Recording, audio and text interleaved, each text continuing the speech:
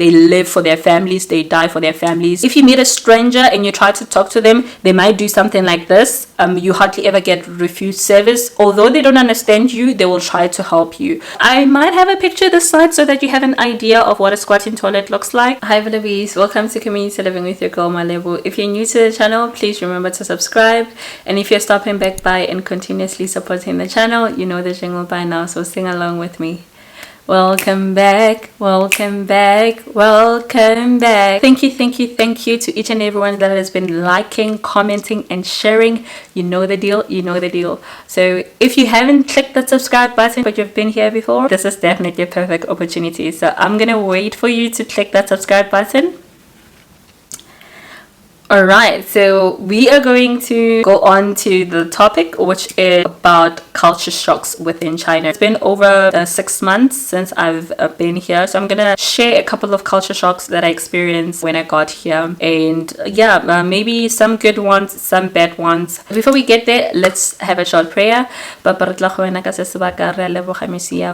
today, for the person that's joined, may you continue blessing them, may you continue showering them with your love, Messiah, and may they know how much you love them, may they know how much you care for them, Messiah, and we thank you for them in the mighty name of our Lord Jesus Christ, amen. So as mentioned, we are going to talk about culture shocks within China. So what are some of my culture shocks? So there's an entire article that I wrote on my blog post, which is called Globalville, so you'll see it on this side, and you can go to that article if you're someone that likes reading. The link to it is going to be in the description box. Let's get started. Firstly, some of the not so good, in a sense, I don't think I'll label it as a good or bad thing, but I was quite shocked by their squatting toilets. I knew about them. I've seen one before because I've had to use one before in East Africa when I went to visit Uganda back in 2018, I believe. So it wasn't my very first time encountering it, but it's just always a shocker for people that are accustomed to, you know, the Western toilets as they are referred to this side.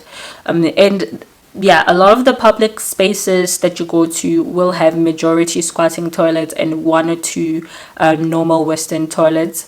So yeah, that was a bit of a shocker for me. Initially, yeah, I used to use it when I thought there weren't any Western toilets in the places that I was in, but right now I search for Western toilets and find my way of using a Western toilet versus a squatting toilet, because it's not a comfortable thing, it's not a second nature thing for me, whereas for them it is. So I will always search for a Western toilet wherever I am, right? So that is one of the things. So I might have a picture this side so that you have an idea of what a squatting toilet looks like. The second thing would be spitting. So unfortunately, the older generation still spits, so you will see a lot of people spitting. I'm not sure why they spit, and I can't necessarily tell you the you know, the cultural relevance behind it, or if it's just like a way of relieving themselves, like yeah, you know, when you're sick and then you have to take out like sputum, because it's not like they're spitting saliva, they literally like get something, they first like get whatever is in the throat, like clear the throat vibe, like, and then spit, right? So you see a lot of spit on the ground. People say it gets cleaned. I don't know if maybe the place that I live at doesn't have cleaners. I've noticed cleaners in downtown Shanghai, but I think in the place that I live at doesn't have a lot of those cleaners. So I do see a lot of spit on the floor, and probably have stepped on a lot of spit on the floor. I don't even look at the floor anymore when I'm walking. And whenever I see, like, you know, marks, I'm just thinking that's probably dried spit. But yeah, you see fresh spit as well with sputum and everything. So that can be quite not so nice, right? But it's something that is happening. But mostly older people do it. Like when I'm on campus, I don't see young people doing that. So it is something that older generation is definitely accustomed to. So yeah, that is just something you sort of need to prepare yourself for. I still get, like, you know, most of the time, but I try not to think about it anymore. But if someone does it in, like, right in front of me, it will gross me out. It never changes to it being a normal thing for me. It hasn't changed anyways to a point where I'm just like, you're just gonna clear your throat in front of me and like spit it like really here. And I've also seen some places where it's like public space that is not necessarily a bathroom. I know I've seen it in the office, in one of the offices, where they wrote like, don't spit in the sink. And I'm like, spit in the sink? Why would anyone think of spitting in the sink? Like, how can that be a normal thing? But anyways, I've seen some labels like that, and I'm just like, okay, this is a thing, this is a serious thing for some people. But as I said, it's mostly older people that do it, not the younger generation. So hopefully in the next 50 years or so, it won't be a thing anymore. And another thing is cleanliness. So China is relatively clean, but for the things that matters for me, I wouldn't say it's the cleanest, right? So for example, in the bathroom, there's always soap scum. There's always water around the basin. Although there's a cleaner for that bathroom, they never wipe like the water around the basin and stuff. So there's always like accumulated water, which makes the basin quite dirty and filthy. And there are a lot of places, even like affluent places, where this happens. And I'm just like, why can't it just be cleaned? Why can't it just be like the sink around the basin, right? Around the basin is just not clean. So for me, yeah, that sort of irks me, where I'm like, cleanliness, I'm not the tidiest person out there, but I do care about cleanliness, like especially when we're using like a public space. It should look clean at least, because already we know public spaces are filthy. And obviously there's also versions of this in South Africa, but most of it is when you go to places that are not that well off. So here, even in places where they're sort of well offish, you still see this, which for me means that it's a thing all across the nation, not just for poor areas and so forth, if that makes sense. I've went to some affluent-ish places like Disneyland, and then you still see like water around the basin, and it's still filthy in my opinion, right? And then competitiveness as well. So they're quite the kids here are quite competitive from a very young age, like 3, 4. When there's something that they need to do, like, and you say raise your hand to come and do it, like they want to be picked, and they want to be the first person to be picked, and they want to get it right. So they're super, super competitive, which is nice to see, because sometimes, yeah, I think as Africans we're not competitive enough for us to get to where we need to, because being competitive helps. Like, I need to be the best version of myself. I'm not necessarily competing with you, but in being the best version of myself, like being the best at what I'm doing. So I really, really like that. Even with businesses, they're so competitive. I know that if I buy from one store and another store sees me having their back, and I walk into that store, you see their faces like frowning, like, what the heck, why did you just buy from another store and not us? So they're very competitive as a people, as a nation, so which is really good, but also has its own disadvantages, because sometimes, you just don't want to compete, or maybe you're not that competitive and now you need to be competing, and especially with so many people. So that takes me to the next point, is there are a lot of people. I don't know if it's a Shanghai thing, but there are a lot of people everywhere. There are a lot of people here. There are a lot of people. It's a Monday morning, lot of people. It's a Monday afternoon, lot of people. It's a Monday evening, lot of people. There are a lot of people everywhere and anywhere all the time. All the time, there are a lot of people. Like, a lot. Obviously, there are peak hours, which makes it crazier. Like, there are trains, even in South Korea, peak hours. You don't want to be caught in a train during peak hours. Literally sardine vibes. If you can think of sardine vibes and you'll be like squeezed in like this, that's how it's going to be. So yeah, there are a lot of people everywhere. So some of the good things that I experience here is how family oriented Chinese people are. They are all about family, family, family, family, family, family, family, family. They live for their families. They die for their families. Family is like their number one thing, So, and I think it's a pride and joy of theirs. On weekends, families are going out, especially the ones with kids. They're taking their kids out, and it's really just a family affair. You see the grandparents taking care of the young kids. So I know someone that I know said, like, okay, at the school that they used to teach, the grandmother will come and be with the kid the whole day because the kid was so naughty.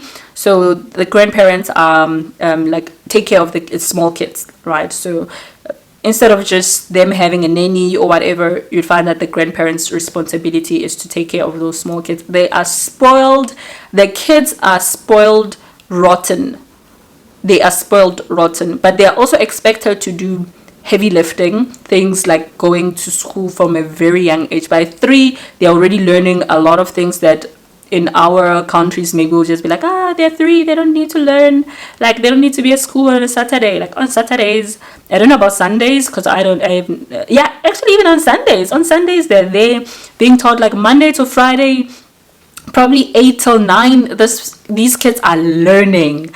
So yeah, it's quite hectic educational wise. They're quite competitive, and also they invest a lot in their kids, because with the Chinese culture, it's more like if someone makes it, everybody has made it, because they're so family oriented. So it's not like if I make it, I've made it for myself. I've made it for my parents as well, because I need to take care of my parents. So the kids take care of their parents, and the parents take care of their kids, because yeah, it's just a family affair like that. So I really, really like that and enjoy that about them. And yeah, they're all coupled up. Shame, as a single person in China, you really do feel lonely, because it's either families or couples. You hardly see single people, and obviously the single people, they are with their friends, and so if you don't have friends, like, you feel very secluded. So it's a community-based environment, but even in their community-based environment, they like acting like they don't care, or they don't see other people, so they don't acknowledge strangers. So they keep to themselves, to their mini community, mini circle, mini whatever it is. So they like acting like other people don't exist and other things don't exist, because it's like you just need to mind your own. But I've noticed they like Izindaba. It's not like they mind their own like that. And then another thing is cost of living. So the cost of living here is quite cheap. So it's quite low, and you can afford a lot of things, especially groceries.